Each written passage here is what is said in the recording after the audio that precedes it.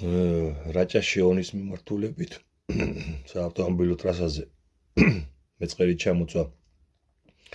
იმის გათვალისწინებით, რომ ბევრი გამომწერები ყავს და ბევრი ადამიანი ნახულობს ამ ვიდეოებს, მოგახსენებთ, რომ გავფრთხილდით. ანუ ამბროლაურიდან ორისკენ მიმავალ გზაზე, ცალკეცილზე თიდან ჩამოწვა მეწყერი და გზა საფრთხის ქვეშ არის, მოკლედ, მოძრაობაც შეზღუდული არის. და ფრთხილად იყავით, ვინც აპირებთ იქით წასვლას, რა ვიცი.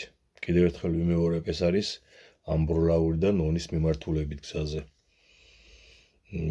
საავტომობილო გზა ჩახერგილი არის და საშიშია, დიდი წვიმები იყო იქ და აქედან გამომდინარე, იქ სულ მეწყერ საშიში ზონა მოგეხსენებათ. აი იქ ათობით ჰესის მშენებლობა რო არის დაგეგმილი ბორიას ბიტკოინების ქარხნების გასამრავლებლად და მისი მომარაგებისათვის, ხო? ეს მთელი საქართველო და განსაკუთრებით რაჭარო მეწყერსაში ზონაა და მაინც არანებებენ იქაურობას თავს. რა უნდა რაჭაში ათობით ჰეს? მეწყერსაში ზონაში შოვის ტრაგედიის შემხედვარე, როცა ერთ პატარა მდინარეს შეუძლია უზარმაზარი ტრაგედია დაატრიალოს.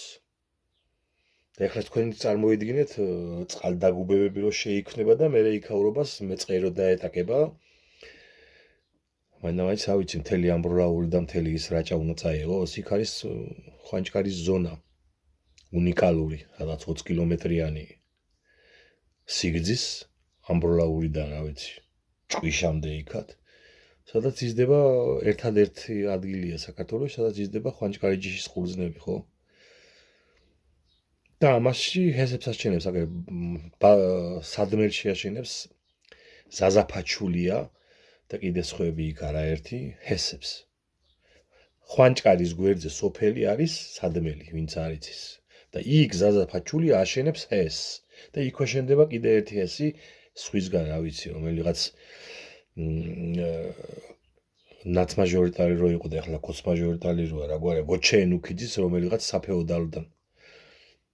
აი ასე ანადგურებენ იქაურობას.